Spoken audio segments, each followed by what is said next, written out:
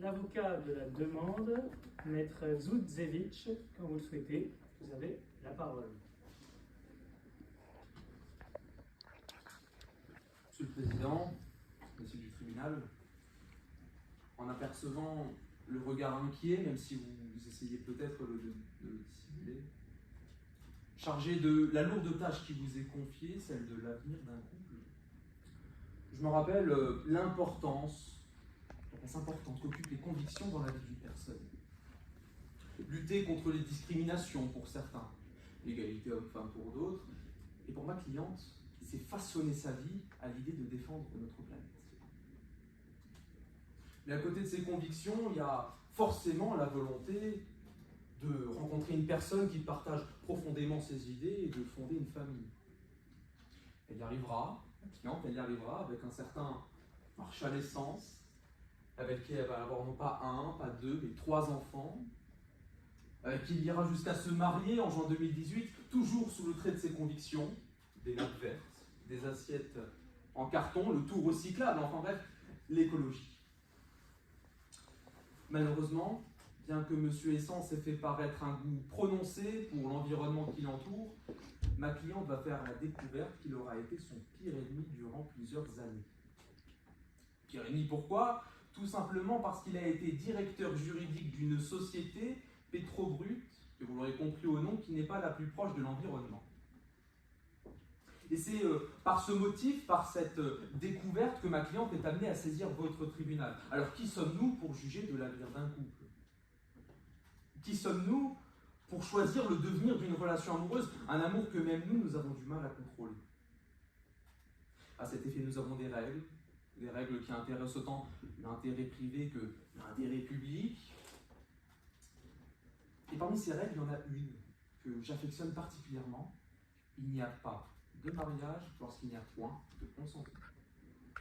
Il n'y a pas de mariage lorsqu'il n'y a point de consentement. C'est pas moi qui l'ai créé, non. Je viens de vous citer, mot pour mot, l'article 146 du Code civil. Alors qu'est-ce qu'elle veut dire, cette notion de consentement? Tout bonnement, c'est une volonté de se marier, c'est une volonté de s'unir afin de créer des effets de droit. Et bien évidemment, cette volonté, elle ne se résume pas à un oui prononcé devant l'officier d'état civil. Non. En réalité, ça veut dire que je me marie avec une personne que je connais et dont les attributions personnelles ne remettent pas en question cette volonté de me marier.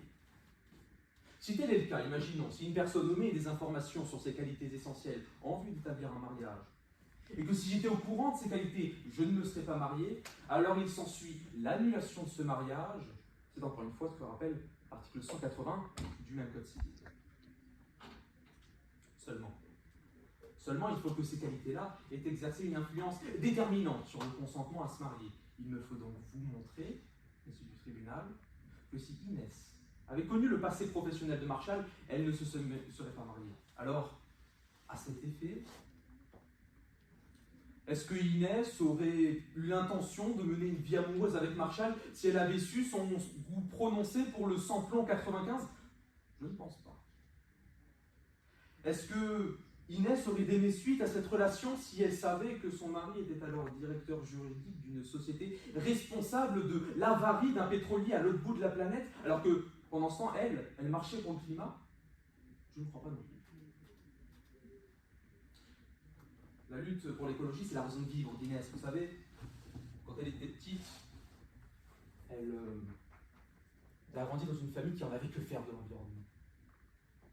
Puis un jour, l'étincelle, la révélation, elle se rend compte dans quel état est notre planète, et par conséquent, elle va s'investir, elle va se responsabiliser.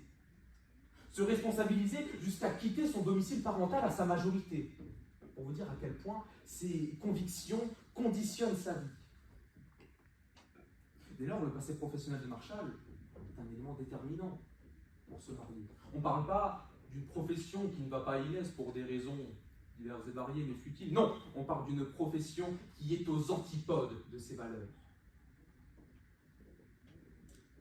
Et d'ailleurs, pourquoi M. Essence a caché sa profession? C'est vrai, on peut se poser la question. Parce que lui-même savait que si elle connaissait son passé professionnel, elle ne se serait pas mariée.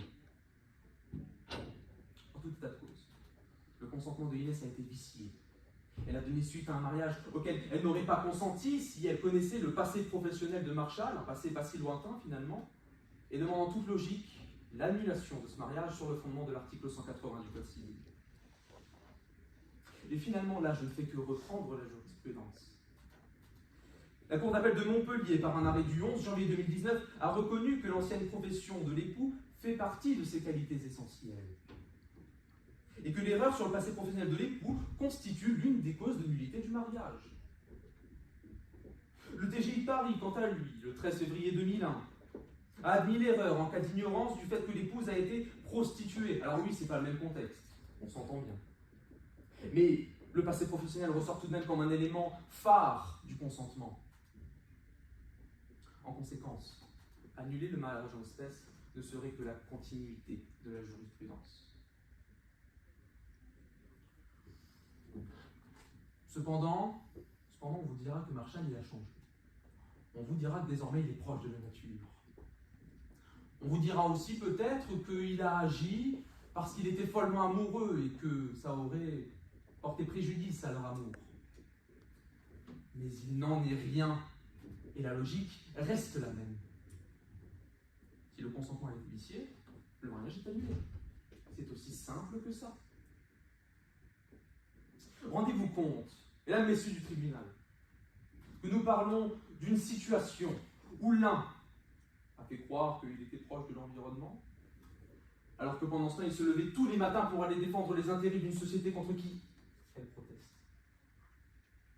Nous parlons d'une situation où l'une va élever ses enfants sur la base de l'écologie, de l'environnement, l'autre le fera certes peut-être, mais à contre-cœur.